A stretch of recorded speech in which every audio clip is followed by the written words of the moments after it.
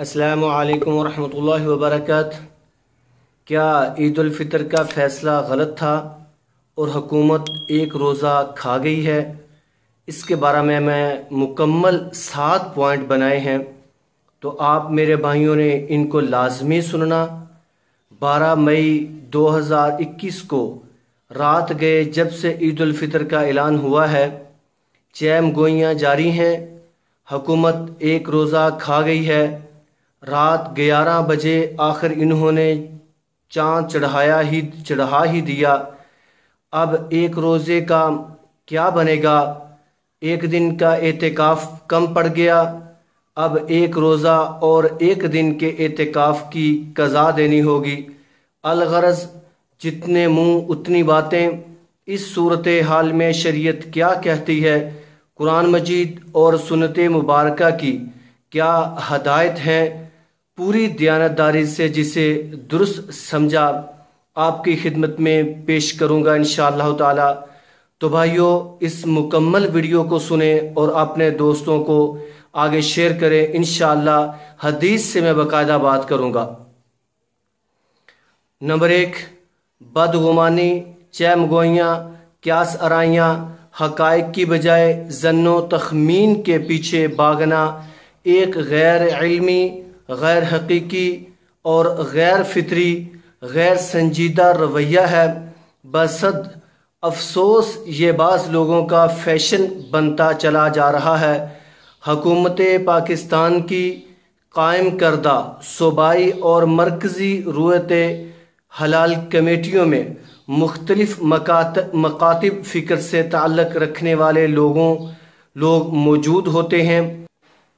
محکمہ موسمیات، نیوی اور اس طرح کے بہت سارے نمائندے بھی فنی معاونت کے لیے ہر اجلاس میں موجود ہوتے ہیں، اور پھر متفقہ رائے کی روشنی میں اور ارکان کی موجودگی میں چیئرمین مرکزی رویت حلال کمیٹی چاند کی رویت کا عدم رویت کا اعلان کرتے ہیں۔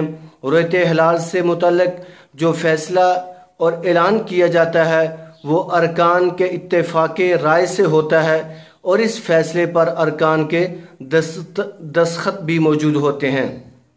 کیا آپ سوچ سکتے ہیں کہ یہ تمام لوگ 22 کروڑ لوگوں کا روزہ کھا گئے ہیں؟ کیا آپ نے اسی سطح کی تحقیق اور دلائل سے ثابت کیا ہے کہ یہ سب لوگ بکے ہوئے تھے؟ اگر نہیں، اور یقیناً نہیں، تو پھر تسلیم کریں کہ انہوں نے معتمد اور ثقہ شہادتوں پر شریعت کے عین مطابق فیصلہ کیا ہے۔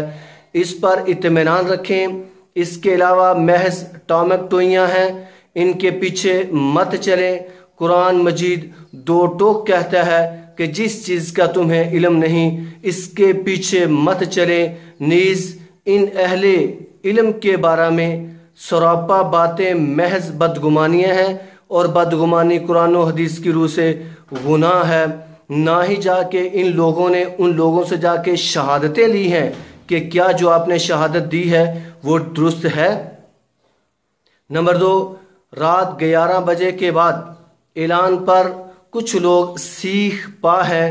اس بات پر تو ابتدا مجھے بھی بڑی کوفت ہوئی، لیکن جب کمیٹی کا طریقہ کار، گواہوں سے رابطہ اور ہر پہلو پر غور و فکر کا پروسیس، گواہی بارے فنی ماہرین کی معاونت کا لمبا پروسیجر چلا، تو کوفت کی بجائے اس تاخیر میں تو ان کی ذمہ داری، چھان بین اور تحقیق کی علامت ہے۔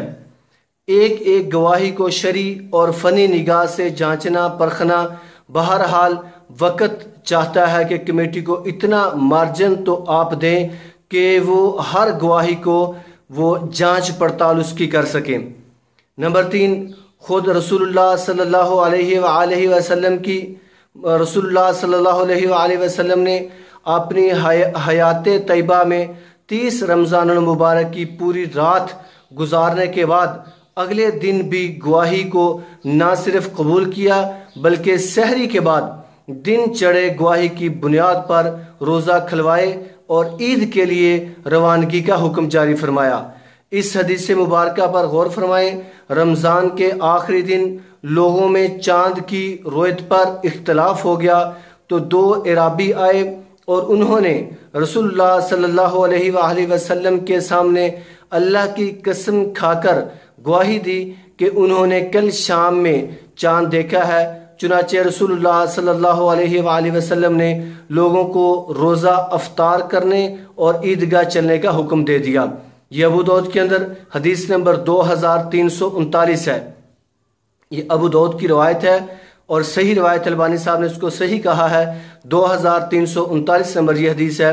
بلکہ آپ صلی اللہ علیہ وسلم کی حیات طیبہ میں ایک چاند کی گواہی ایک قافلے نے 30 رمضان المبارک کو پچھلے پہر دی۔ آپ صلی اللہ علیہ وسلم نے اسی وقت افطار کا حکم دیا اور اس سے اگلے روز عید کا حکم جاری فرما دیا۔ یہ بھی سنن ابی داؤد کے اندر روایت ہے، صحیح حدیث ہے، البانی صاحب نے اس کو صحیح کہا ہے، 1157 نمبر حدیث ہے۔ تو بھائیو ان دونوں حدیثوں کو غور کے ساتھ سن لیں۔ اگر جو بندے اختلاف کر رہے ہیں وہ چاند دیکھنے کی بات کرتے ہیں تو بھائیو انہوں نے کون سا جا کے ان لوگوں سے تحقیق کی ہے جن لوگوں نے گواہیاں پیش کی ہیں؟ بالکل کوئی تحقیق نہیں کی، انہوں نے بس حدیث پیش کر کے اپنی چہم گوئیاں لوگوں کے اندر فسادات برپا شروع کر دی ہیں، حکومت کے خلاف باتیں شروع کر دی ہیں۔ نمبر 5، اس صورت میں ہمیں یقین کامل ہے کہ عید الفطر شرعی معیار رویت کے عین مطابق ہوئی ہے۔ اس میں سینسی پھیلانے والے افراد غلط فہمی، بدگمانی، تعصب، کم علمی یا حسد وغیرہ میں سے کسی مرض میں مبتلا ہیں، انہیں اللہ کا خوف کرنا چاہیے اور بلا وجہ پوری قوم کو پریشانی میں مبتلا نہیں کرنا چاہیے۔ نمبر 5، قضاء کا فتویٰ تو سراسر ہی خلاف شریعت ہے۔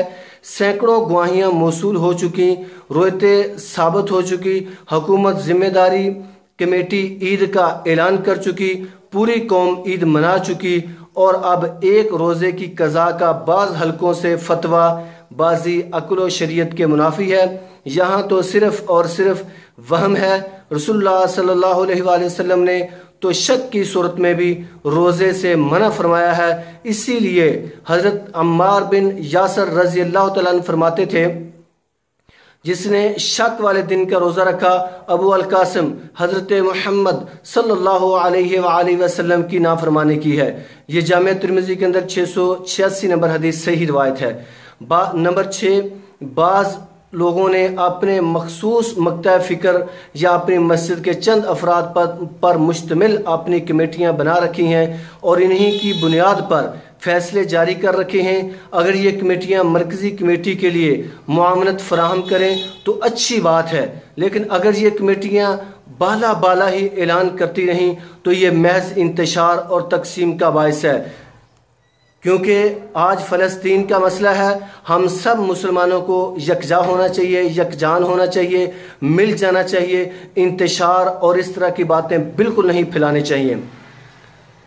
نمبر 7، بعض لوگ سیاق و سباق سے ہٹی ہوئی ایک مبہم سی ویڈیو کو بنا کر عید کو مشکوک بنانے کی کوشش میں ہیں، حالانکہ اسی ممبر کی صوتی وضاحت موجود ہے جس میں وہ گواہیوں کو تسلیم کرتے ہیں اور اپنے دستخط بھی تذکرہ کرتے ہیں۔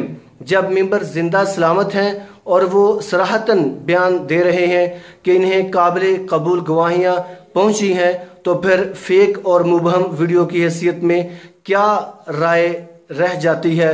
تو بھائیو کوشش کریں ایسی چہم گوئیاں، قیاس رائیاں اور بدگمانیوں سے بچنا چاہیے۔ ہم مسلمانوں کو ہم سب ایک جان ہو جائیں، ہم فلسطین کے لیے، بوسنیا کے لیے، کشمیر کے لیے اور مسلمان جہاں جہاں پس رہا ہے ان کی مدد کے لیے ہمیں اٹھ کھڑے ہونا چاہیے، نہ کہ ہمیں اختلافات کے اندر پڑنا چاہیے۔